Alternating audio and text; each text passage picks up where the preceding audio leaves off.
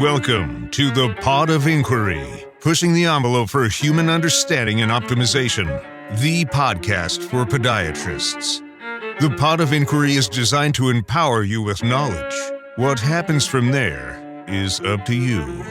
Your host, Dr. Stephen Barrett, has designed this show to take you down some very deep rabbit holes, hopefully bringing you back out again, relatively unscathed, but cerebrally whipped, enabling a better understanding of all things worthy of inquiry. If you have more questions after the show, then that is good.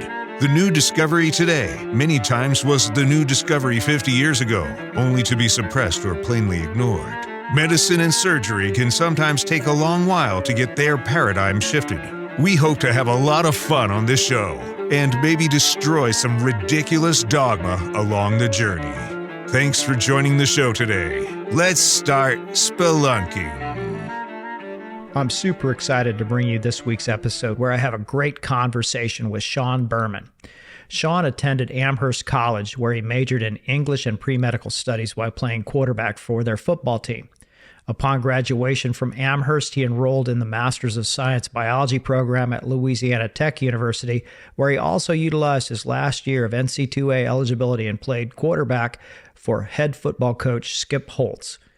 Sean began his thesis work studying concussions, where he developed a new laboratory methodology for studying blast-induced traumatic brain injuries in rats. He later went on to demonstrate and publish on the efficacy of treating TBI with intravenous administration of adult adipose-derived stem cells. He currently works with the Cell Surgical Network, a team of international physicians studying the clinical application of stem cells and regenerative medicine. Sean has peer-reviewed published papers in neuroscience and developed IRB-approved protocols for investigating the use of cell therapy to mitigate TBI as well as PTSD in soldiers exposed to blast explosions with the United States Air Force. We discuss some really interesting things in this conversation, ranging from how Sean started in this space of cellular regeneration and regenerative technology with stem cells, as well as an epic battle that his company fought with the FDA and prevailed, a true David and Goliath story. So join me with my conversation with Mr. Sean Berman on this week's episode. I'm here with Sean Berman, who has some really great stories to tell that I think will resonate with all of you. Sean runs a company called Cell Surgical Network, and the clinic that he is affiliated with in California is called California Stem Cell Center. Sean, thank you for taking the time to come on the show with me, and I really appreciate you doing that. And after we spoke just recently and hearing your story, I had to get you on. So it's kind of, in my mind, it's a David versus Goliath episode. So thank you. Hey, just a little bit, but it's a pleasure to be here with you and join the Pod of Inquiry, and looking forward to having a fun conversation with you. Cool. So why don't you tell the audience how you got to where you are and what you're doing, and then we'll go into the David versus Goliath story. Yeah, absolutely. So my background with stem cells really probably starts with football. My father started doing some investigative work with stem cells because he was working with fat. Fat ended up being loaded with stem cells, adipose-derived stem cells, mesenchymal stem cells, hematopoietic stem cells, pericytes, preadipocytes. This really rich makeup of progenitor or stem cells. And they began using it for a bunch of different things, investigating it. I was playing college football at the time and saw a lot of my buddies getting traumatic brain injuries, concussion, and the kind of care that they were getting compared to rolling an ankle was just night and day. You roll your ankle, there are about 30 things that the training staff and doctors are going to do to take care of you, but you get a concussion and there's nothing. They tell you to go home and sleep it off until you feel better. So my master's program, we started looking at different ways to administer cell therapy for concussion. We were able to tag stem cells, give them to a concussed animal model, and actually track the stem cells to the site of injury in the brain, and see that when we treated these concussions right away, there were no signs of motor skills deficit and no signs of memory loss. And that was real eye-opening. We were able to translate that work into the clinic, and then got into the clinical side of research and really began working with this multidisciplinary team of doctors, whether it was orthopedic surgeons or neurosurgeons or cardiologists.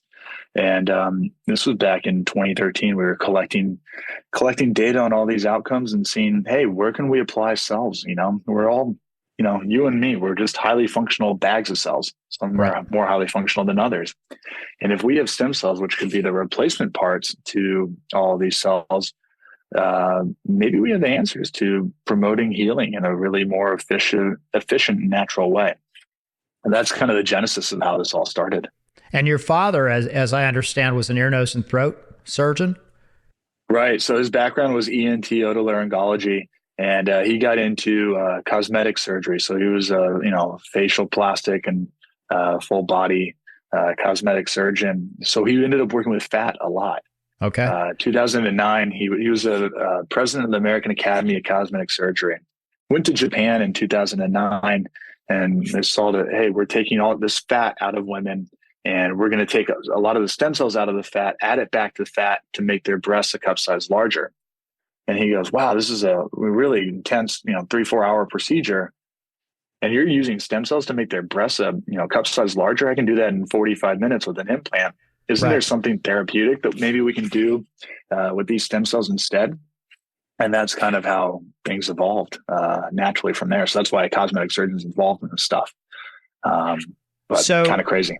From the time that he was, let's say, for lack of a better word, starting to dabble in this world of autologous fat, how much did it change? What was the, obviously the technology got better over the period of time from 2009. So explain a little bit what was being done with the fat, how it was manipulated. And I think absolutely. Yeah. Well, so my father had been working with fat and stem cells because stem cells are in fat since 1986 when he started doing facial fat transfer for facial rejuvenation. And we just didn't know that there were stem cells in fat at the time and that those were some of the cells responsible for the outcomes.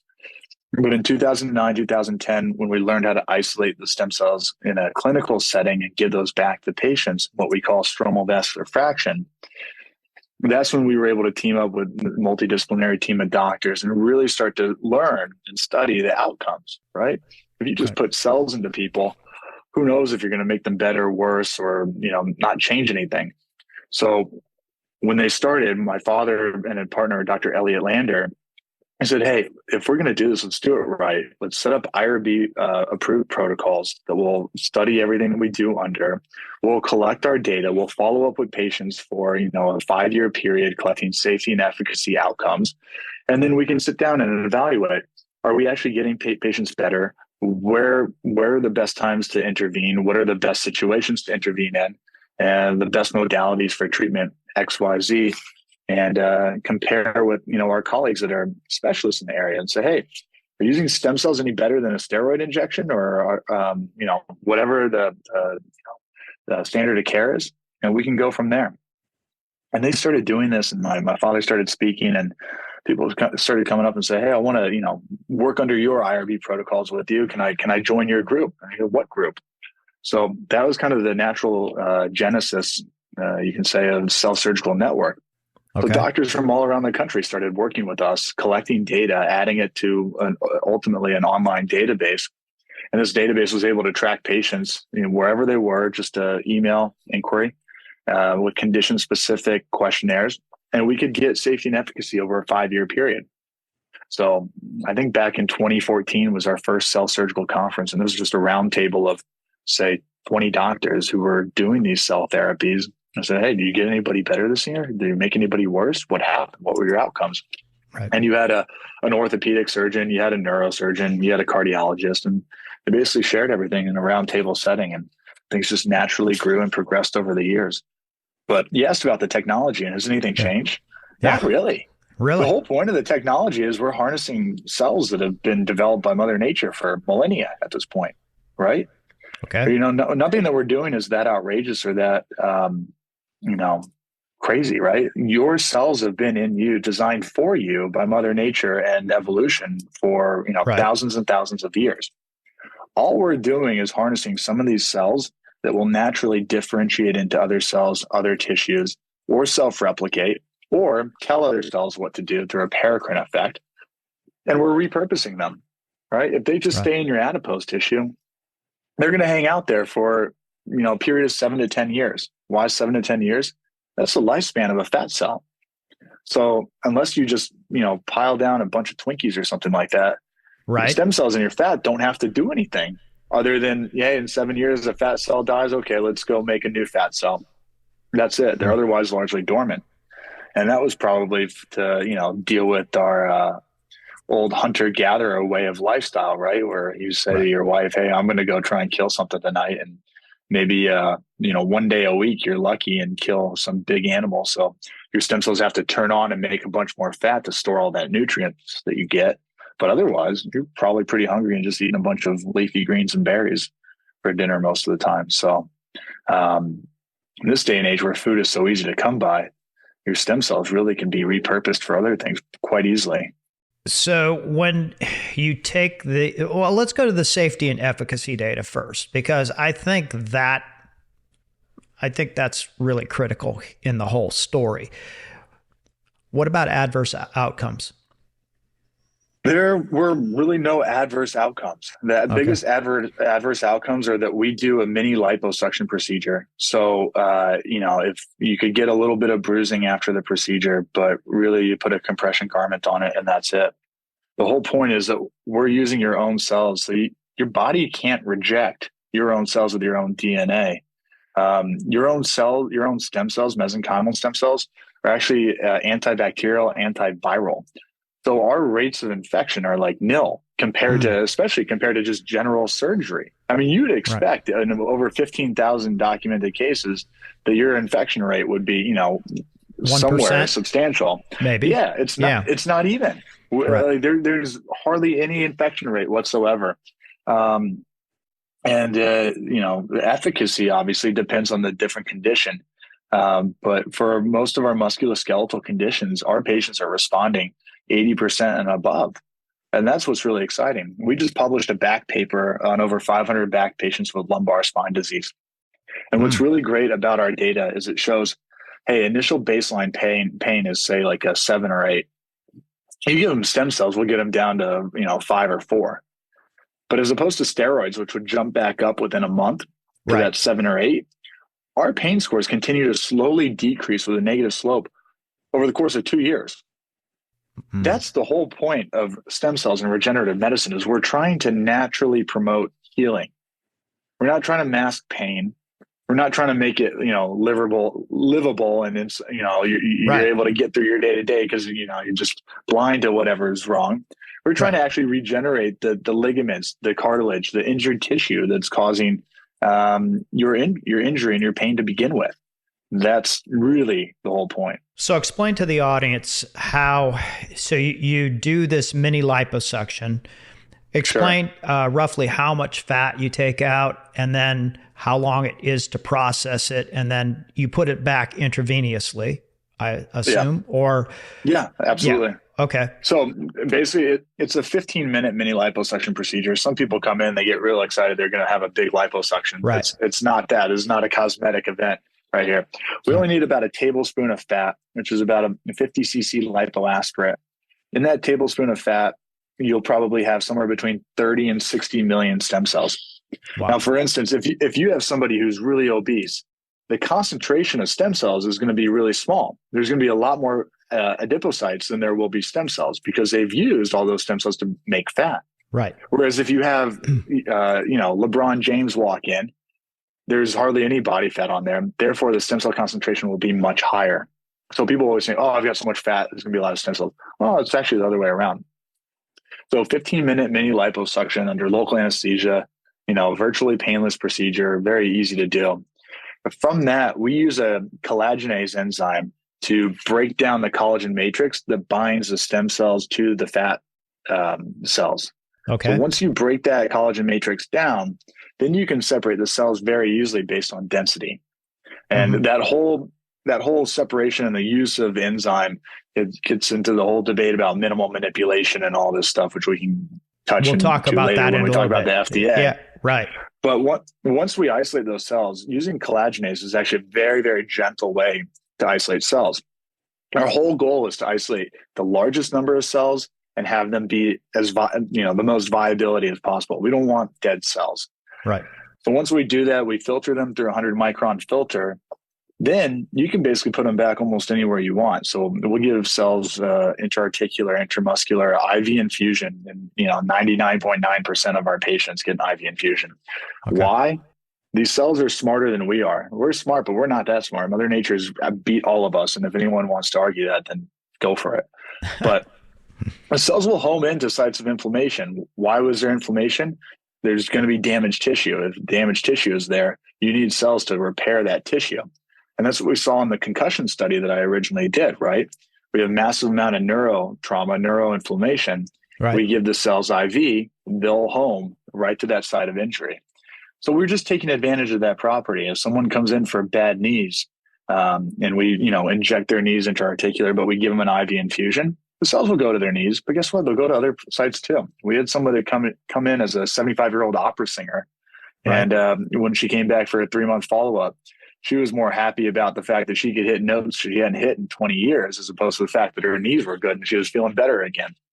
Right. That's kind of the silly but fun example of how the cells will go other places. So they have an affinity, we know, from an IV administration to migrate to these, for lack of a better way to say it, areas that need to have a reparative process. Sure. What about the blood-brain barrier? Great question. A lot of these neurologic conditions, by the time we're diagnosing them, the blood-brain barrier is kind of shot. So if you look at concussion, right? You've got the blood-brain barrier and you've got your neurons within the parenchyma of the blood-brain barrier. The neurons take a long time to heal and recover. What don't take a long time are all the microglia and those astrocytes that form the blood-brain barrier. So the blood-brain barrier after a traumatic event will repair, but the neurons will still emit a cytokine signal to the bloodstream, basically the neurovasculature. That prompts macrophages and neutrophils to basically chew their way through the blood-brain barrier, disrupting what the microglia and those astrocytes have already repaired themselves with, and they'll go try and help out the neurons. So you get this cascading event where the blood-brain barrier repairs and it breaks apart, it repairs, it breaks apart. If there's any kind of diagnosable neurologic condition, blood-brain barrier is going to be pretty compromised. And that's where I think we can have some pretty good results with cells. Interesting. So it almost sounds to me that you would definitely want the IV administration, even if, like, let's say I came with a right knee osteoarthritis. It would be, what was your efficacy comparing intra-articular injection with IV administration? Because if it works both ways, when you want those cells going every place that needs a little bit of repair in addition to that knee. And that's why at our clinic, I can't think of a situation where somebody doesn't get an IV infusion. We'll take the majority of the cells. We'll try and make it easy on the cells. If we want the cells to go to the knee, we'll take 80% of them and we'll put them directly into the knee. Right. But the remaining 20%, IV infusion, like I said, let's let Mother Nature do her job and let the cells go where, they're called to naturally. And, but we can certainly help out, right?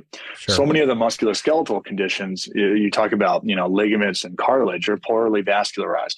That's why they're not exposed to cells. And that's why so many of these tissues are the first ones to degrade, right? Mm-hmm. If they were exposed to blood flow, they'd be exposed to more naturally, free-flowing stem cells, but they're not. So if we put them in there, that's great. Following up with an IV infusion is just, extra added benefit, I think. What's the latency from the time of treatment to when the patient can, and I know it's going to vary from condition to condition, but just generally speaking, what's the latency between the administration to where the patient may notice something clinically? Yeah, so that's actually a problem.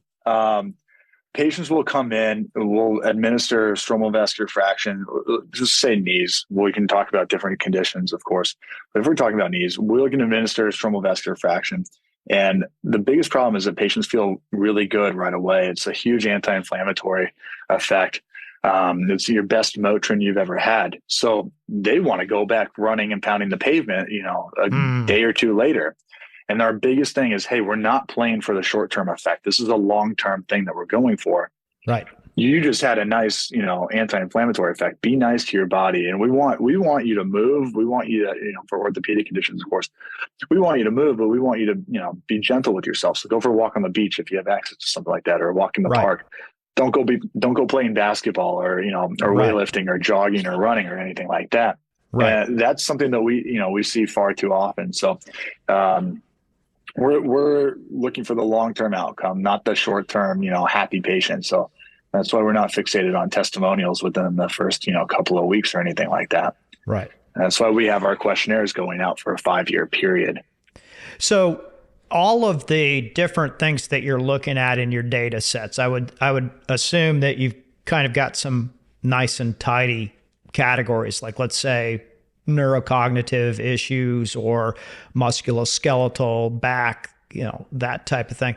What's been one of the most, I guess, exciting, promising things that you've seen in these different categories of disease states? Well, musculoskeletal conditions are kind of like the low-hanging fruit. That's where we expect 80% of our patients to respond on their first treatment, essentially. I mean, those are really the ones that we're good at figuring out. But the other thing, too, is our orthopedic surgeons that we work with are really good at cherry picking. They know which patients are going to respond and which aren't.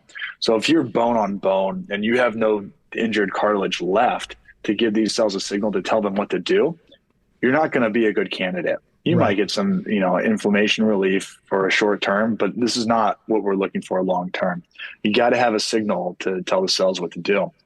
I think one thing that I'm really interested in that I'd like to, publish our data, which we have great data set on, is multiple sclerosis.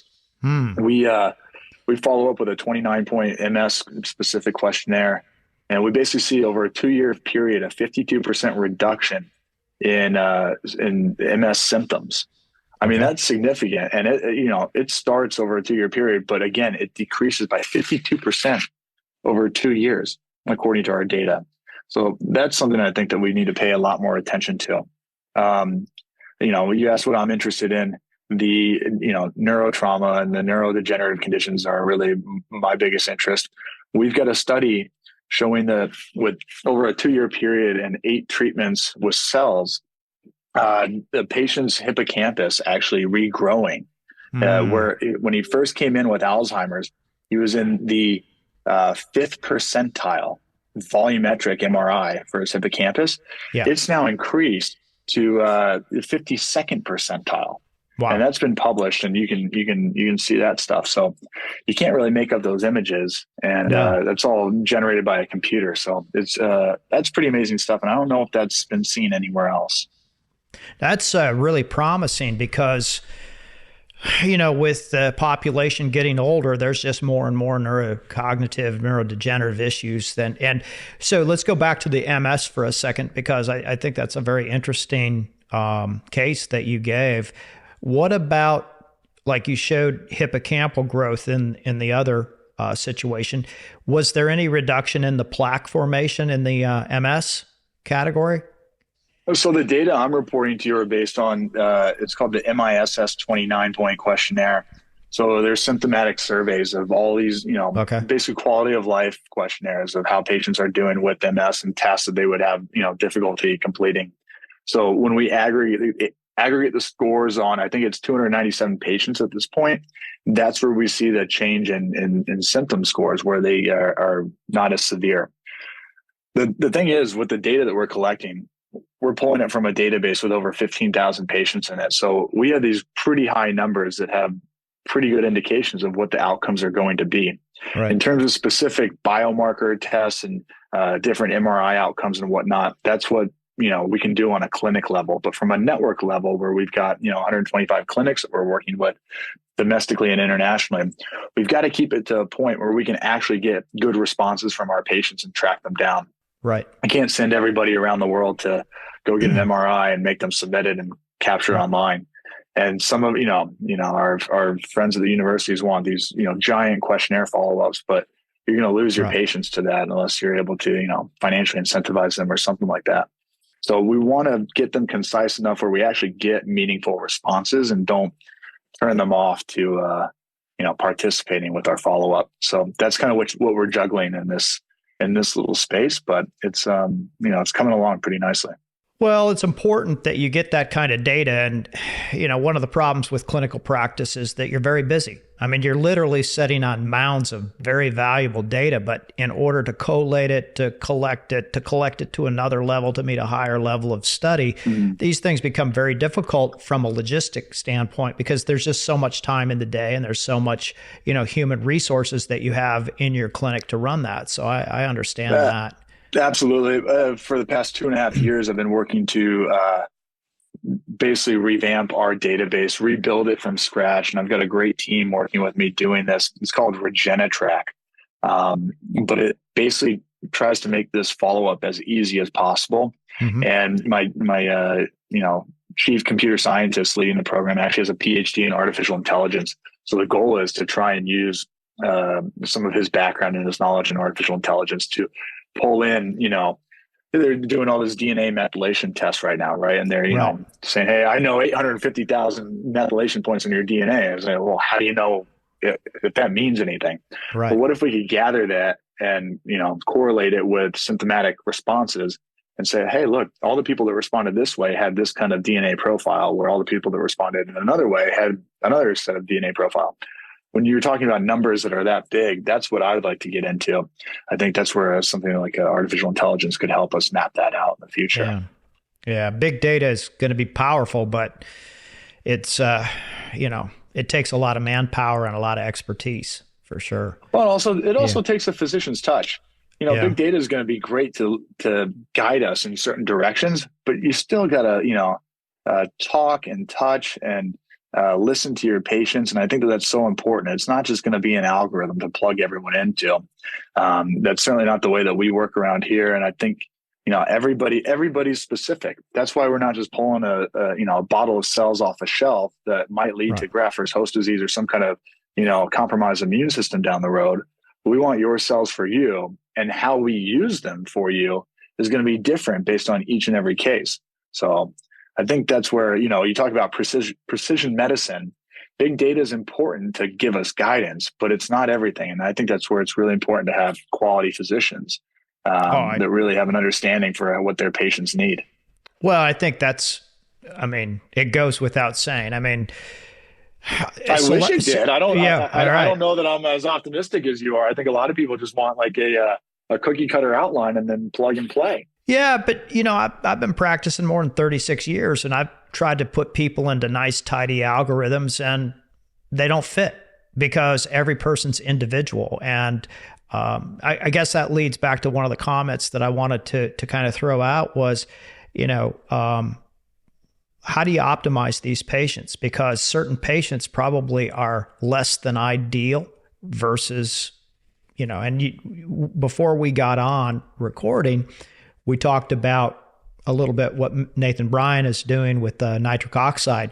I would think that you would want to maximize your host, who's also the recipient, as much as possible in every other arena so that you can get the best result.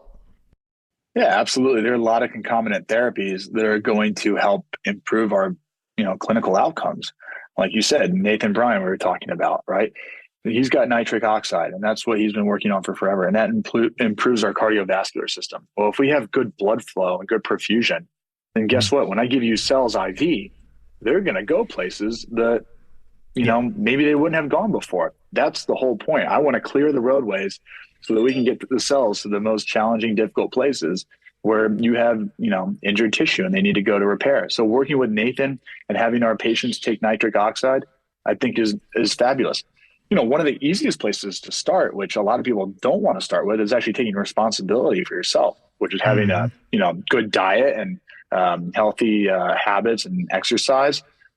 People come in here actually frequently and they are, 75 pounds overweight, and they smoke. We won't treat them until they lose weight and they stop smoking, because we're not going to get good outcomes. They're not going to be happy. We're going to waste our time. And it's way cheaper and easier to just eat a little bit healthier and stop smoking than it is to have a doctor give you, thousands of dollars of a workup.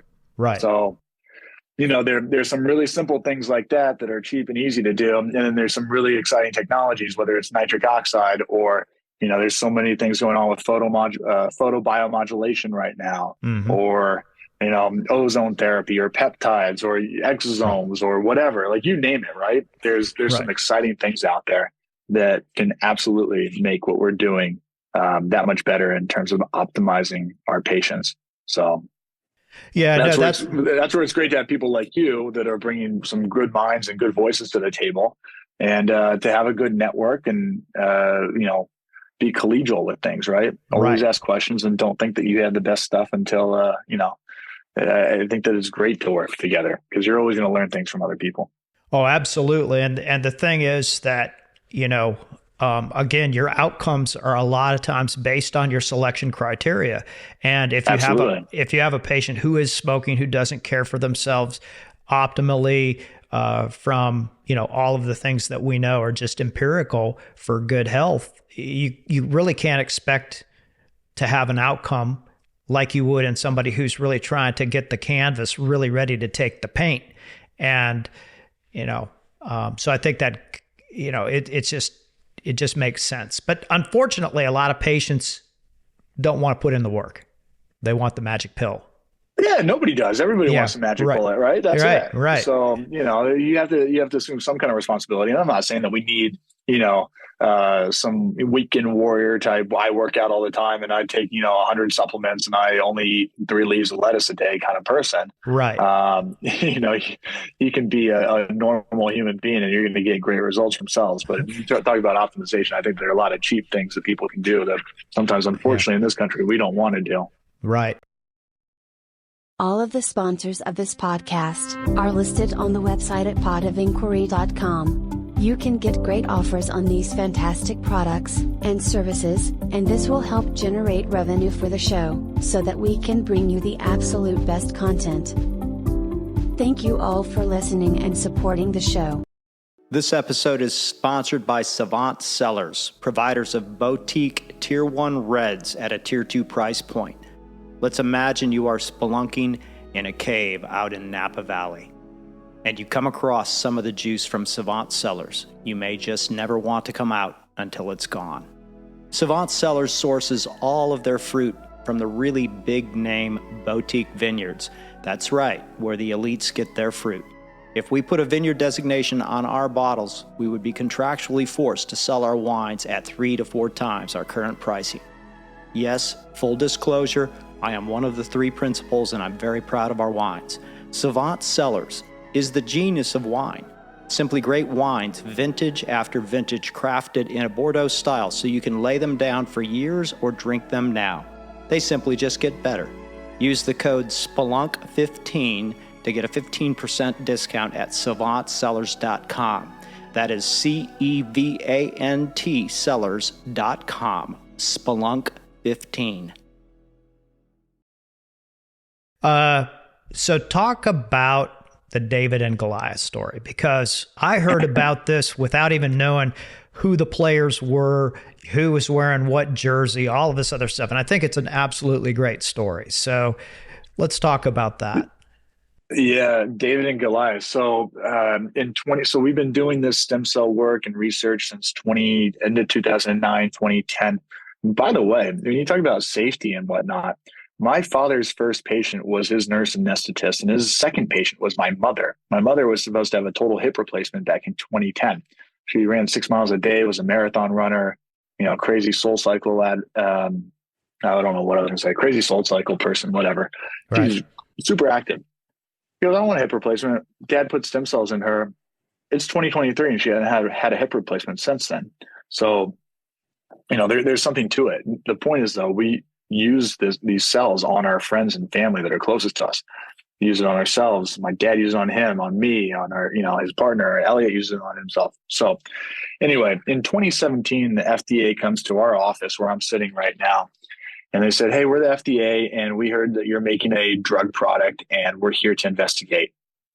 So they basically were here for a whole week investigating our clinic.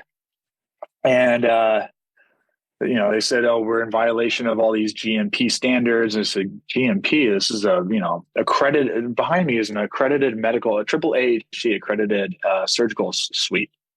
So I don't know. They come in every 3 years and accreditate us. That's weird.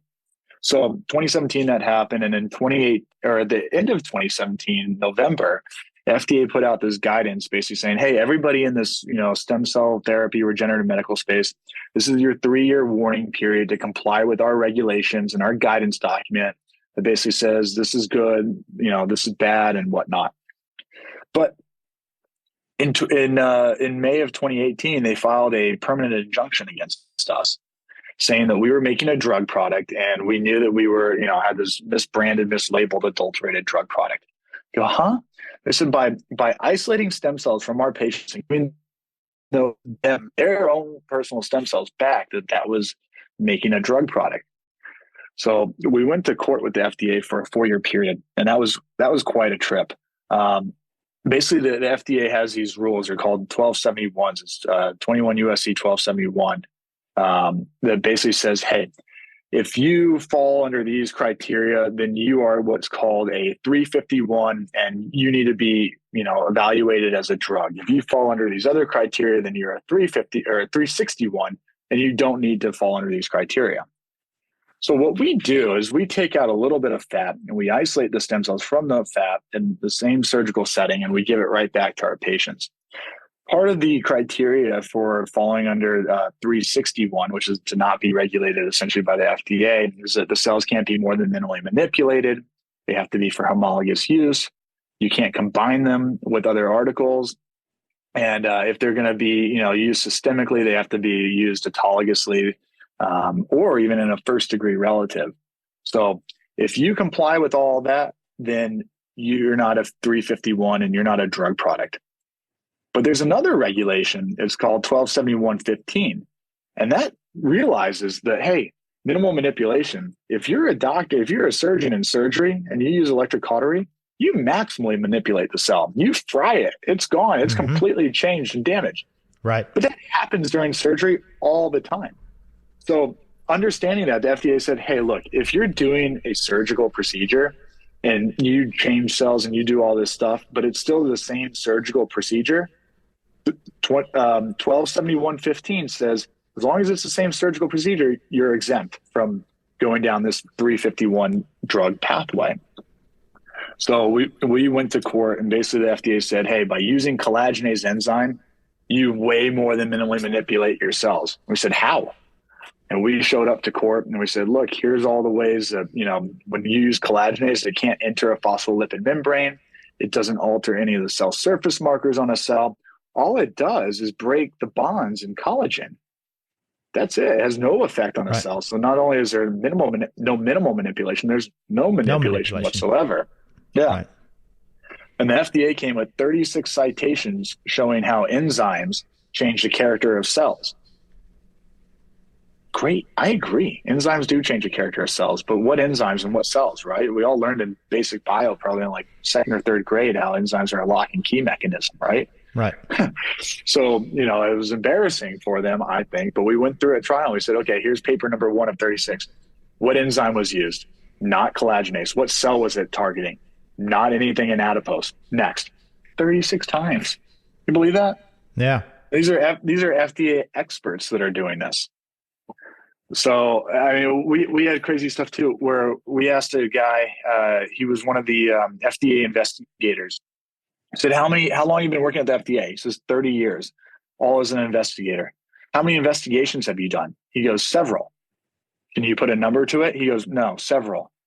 I said, okay, can you help us out? Give us a ballpark, like 1 a year? There's more than that. 5 a year, more than that. 10 a year? Well, anyway, 10 to 15 a year. So he's done 10 to 15 investigations a year. So 300 to 450 investigations in his life, but he'll only say several. We asked him, how long are most investigations? He said 1/2 to a full day in length. But our investigation was 120 hours. Why? What were they going after? What was so, crazy about what we were doing?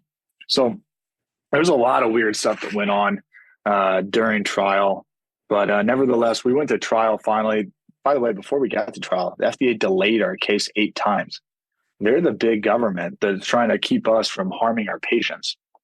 Right. Why can't we go to trial? Why do you have to delay? We were ready the first day. We want to go defend ourselves and be able to, keep helping our patients. So they delayed it 8 times. And there's just some really kind of weird stuff happened all throughout the way. But nevertheless, we finally got to trial in May of 2021. It was a 2-week trial. And there have been a couple other cases litigated like ours. None of them ever made it to court. None of them ever made it past the summary judgment stage. And this is complex stuff. It's not like you can just explain in summary judgment in a 30-page book report what's going on. You really have to educate with experts and testimony on what we do and why we do and how it works. So we finally get to trial, 2-week period. And then it took another year after closing arguments for the judge to finally come out with his ruling. But luckily for humankind and everybody, the ruling basically said, your cells are not a drug. Not only do we comply with 1271.10, a minimal manipulation, homologous use, no combination of anything, but we also are exempt by 1271.15. So we won on both of those accounts. And further, we used some third parties to take a little bit of fat from us, isolate the stem cells, culture expand them, because you can have your cells self-replicate. And that way, if I take, 10 million cells, I could have a GMP lab make 10 billion cells for us and give those back to us. The judge said, that's not a drug. That's a patient's own cell. And everyone is unique and different. And that therefore is not regulated as a drug. There we go. And to me, I think that's a huge win for humankind, our country. And, just to be able to use your own cells to naturally heal and not be on a drug or not have to potentially go major surgery. Right. That's huge. So, well, first of all, congratulations on that, because Thanks. like you said, that's really important from a patient outcome standpoint. Huge. You have to wonder what the motivations are on behalf of the FDA. I'm not a big fan of the FDA. I don't think we need to say too much. I think they do good work, but sometimes I think they're a little bit misguided. I mean, I've actually testified in front of the FDA, and it was for an implant that had a screw attachment to it. And they couldn't understand how you wouldn't over-tighten that. And my response was, well, all of the bone screws that are on the market today can be over-tightened, can they not? And then be stripped. But that was a concept that was just so far above their ability to conceptualize that it was almost like these were, I don't want to say a bad word, but they weren't really bright people. And it was like they were barking up a tree that had no relevance. Absolutely. When the FDA investigators came to our office, I had to spend the first 2 days educating them on what we do. Yeah. They were basically asking me to tell them what they should be investigating us for. I was like, you guys are here. Don't you have a clue as to what we're doing? And here's what a stem cell is. Here's what fat is. Here's how surgery works, et cetera, et cetera. So how were all during that period of time then, Sean, were you shut down or were you able to continue to operate? We weren't shut down, but, court of public opinion says if you're getting sued by the FDA, then you're probably guilty. And, okay. That's basically what we were dealing with. So, some patients don't really care for the FDA, and they'd come in and they say, you're getting sued by the FDA. Oh, great. Like, you must be doing something right. And then some patients come in and say, you're getting sued by the FDA. You guys should go to jail. And that's it. I want my money back and see you later. So that's basically what we were dealing with during that time. It definitely wasn't the easiest by any means, but I definitely think it was worth it. And I don't know that I'd go back and change anything about it. I'd wish the FDA had come out with their ruling earlier, that the federal courts had come out with their ruling earlier, but I'm happy to get the right one and not a rushed one. So why do you think they delayed it so many times? Were they not ready? Or look, clearly they weren't ready when it got to trial. They never even took a deposition of any of us, which is kind of strange. I don't know why you would go to a trial court and not, depose the other side to find out what they're going to say. But I think the problem with what we're doing is it's personal cell therapy. And when I'm working with your cells, you're working with my cells or whoever else's cells, you can't own them. You can't patent them. You can't mass produce them. So it really is disruptive to the entire market, right? Right. So that slows down and delays everything significantly if they can keep us under wraps, right? Right. So that's really the key. And I think if they can slow down personal cell therapy, which can't be mass produced, patented, marketed, and all that, then we can rely on other things that we might have to go out and purchase and buy and make the world economic go round. Yeah. So I think that maybe speaks a little bit to the motivation is that, maybe the FDA was having certain people chirp in their ear that says, this is disruptive to, I wasn't there for those calls, so I don't know who was chirping or who was saying what, but definitely some strange things going on. There's no question about it. Yeah. Yeah. Well, that's a great story. And I'm super happy to hear it. And I think, definitely. Yeah. And I mean, let's say that you have an 80% success rate. Well, that's pretty good. That's pretty good. A lot of times people will focus on, well, you didn't get 20% of the folks better.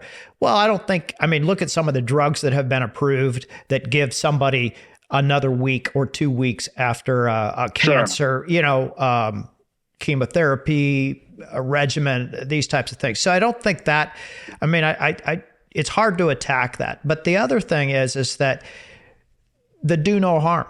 And that is, you explained how many thousands of these patients you've tracked with virtually no side effects. And so that outweighs a lot of things too.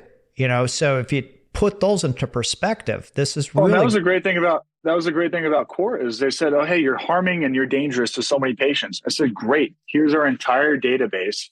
Right. Redacted. Have at it. Tell us what is so dangerous about these cells. Right. Well, the danger was you're going to step on somebody else's toes that have the patents for things that they're not going to be able to implement because the patient got better. Sure, absolutely. And you know what? This all goes back to really a natural form of healing. And maybe I sound like a hippie when I say that. I don't necessarily consider myself that. You're way too young to be a hippie. But really, we're not relying on a drug or a major surgery or anything. We're just taking advantage of your own cells and what they're naturally supposed to do. And I think that that's the best way to go about healing. Everyone's so into, non-GMO foods and everything, but they'll go get, fillers and this kind of shot and that kind of steroid and, whatever. Right. Let's start with your own cells. There's nothing, safer, more, or better for your own body. So that's what gets me excited. No. Yeah. All right. Well, we got to talk about your conference that's coming up. First thing I want to preface everything is I'm very bummed that I cannot be there because I looked at who's on the speaker agenda for y'all, and I know a lot of the folks, and they're just like world class. But aside from that, tell us about the conference and what people can look forward to. I wish you could be there too. We'll get you there next year. So you have to promise me that. But I'll be there. Yeah, it's funny. This cell surgical conference, it started out, like I said earlier, and as a small roundtable saying, hey, I tried this and I got this patient result, and I tried this and I got that result and whatnot. And a few years ago, basically, we started just bringing in the best of the best from outside of just personal cells. Because like Nathan Bryan and nitric oxide, or Dr. Frank Schallenberger and ozone. There are all these kind of concomitant therapies that can help advance our outcomes and optimize the patients so that we get even better results with personal cell therapy. And I think it's really good to be aware of who's the top in each kind of one of these therapies, whether it's exosomes or PRP or PRF. Peptides are really exciting right now. So we got Dr. Joe Cleaver, and he's one of the world experts on peptide therapies. And it's amazing to see how that's been refined and advanced over the years as people really kind of hone in on dosing and what we're looking at with peptides. But we bring together all these experts, and our first day we do some deep dives into peptides, ozone, and personal cell therapies. But Friday and Saturday, the whole point of it is like the people that speak at this event have never been told you have 20 minutes to talk. They're always the keynote, so they get like an hour or 90 minutes to speak. But we basically say, hey, 20 minutes, give us your home run hit, and then guess what? Go talk to everybody out in the exhibit hall afterwards. We really try and make it this a collegial event. And I love to say that we've had some major advancements that have come out of people that have met each other at the conference and have, done some amazing clinical work or formed new companies that are doing some amazing work. So it's really that whole kind of idea of collaboration. There's some people that think, hey, it's only our way or the highway. And, if you're not doing our thing, then you're wrong. And so we'll cut everybody else out. We want more people in, because if you got a better idea than us, then we want to start doing that as well. Right. And that's kind of the great thing about the conference. Plus, I get to choose the speakers, and they're always people that I want to listen to and hear from, things that I want to learn more about. So for me, I'm selfishly really excited about it, but I really think that some top speakers, which makes the whole event. And we have fun. We don't take ourselves too seriously. It's not one of those stuffy, stuck-up conferences either. Right. So, well, good event. I know, Frank real well. He's been on the show, and Nathan, of course, is a great friend of mine. And they're just like the most down to earth people. I think the more world class these guys are, the more down to earth they are. Now, there are some exceptions to that, but, that's the cool thing about it. And then the other thing you mentioned is if they're out there mingling with the group and talking to, sometimes you give a lecture and you think you've knocked it out of the park, but then when it comes to the question and answer portion, that's when it really gets good, because there's something that you didn't think about to put into that presentation. And, so that's really where a lot of the great stuff comes from. It's not from that formal segment of that lecture, but after the question and answer, the collegiality, those are great things. Well, we have some really smart attendees that maybe they're not speaking on stage, but they have really good questions, and they'll get up there. We have a new system this year where all Q&A will be digital, so you'll text it in. Oh, nice. Kind of prevent some of those people that really love the microphone and end up hosting their own podcast or whatnot. Right. They want to host their own podcast at your conference. They end up talking about themselves for 5 minutes as they ask their question. That kind of prevents that and really gets the cream to the top of the pile there. So it's a fun event. It's a good time. And like I said, 20-minute, hit it hard and on to the next one. So there's a lot going on in this field, and we want to learn about it. So Sean, how can our listeners, I know you've been very kind to offer them a special deal to sign up. So tell us where, when, and how do they get this registration in for them? Yeah, absolutely. Check out the conference. It's www.cellsurgicalconference.com. You can see the full lineup of speakers and our agenda, how everything looks like. And for your listeners, we're offering a discount, $500 off any registration using the discount code POD, P-O-D. So I encourage them to go check that out, cellsurgicalconference.com, and then definitely use the discount code POD, P-O-D. And again, a fun event. It's at the Wynn Hotel too, so it's not great. It's not a crummy venue or anything like that. Great meals, good cocktails, and good collegial experience. Also CME accredited too, if you're looking for that. That's huge. So it's CME accredited. You told me that that you guys do great meals, which is really excellent. You're at the Wynn, great venue there. Yeah. But when? You got to tell us when it is. June 1st through 3rd. So it's Thursday, Friday, Saturday at the Wynn. Stay Saturday night and have a good time. Sounds fantastic. Sean, thanks so much for coming on. It was an absolute pleasure. This was fun. Yeah. So we'll put all this in the show notes for everybody so that they can link to it. And I'll tell you what, I've been playing in the regenerative arena for a long time. And it's phenomenal. I think this is the next step, the next level. And I would encourage any of the listeners out there who are treating these complex things, really look at this, because this really is a way to bring something from an outcome standpoint that's really not out there with the traditional methods. And it can be a tremendous enhancement to your practice. And when you see these people respond to these regenerative things, it's what a great karma. What a great feeling to see somebody respond to this type of therapy. So thanks so much. I really appreciate you coming on. Absolutely. It was a pleasure. And I hope to get you out to the conference in person next year. I'll be there. We hope you all enjoyed today's show and got some truly empowering knowledge out of it. You can always follow up on anything we talked about in the show notes, found at our website, potofinquiry.com. If this incredible and educational conversation has tickled just a little bit of your cortex, please leave us a review and spread the message to your friends and colleagues. Let's keep spelunking. This podcast is designed for informational purposes only and does not constitute any medical or surgical consulting advice or imply a development of any physician-patient relationship. The opinions of guests who are featured on the show are not necessarily the opinions of Dr. Barrett or the production team. This podcast is owned solely by Barrett Medical and Surgical Media, LLC. While the show is highly oriented for physicians and healthcare providers, anyone interested in the improvement of human performance and understanding will find this a welcome goblet to sip from or guzzle. However, no representation or warranties are made in any way whatsoever on this podcast for any products, techniques, or other things discussed. Invited guests are not vetted by the Pod of Inquiry for their qualifications and may have a direct or indirect financial interest in what they present and discuss on the show. The Pod of Inquiry disclaims any responsibility from anything taken from the show and used personally or professionally. It is a responsibility of the listener to perform their own due diligence prior to the implementation of any ideas, products, techniques, or anything talked about on the show.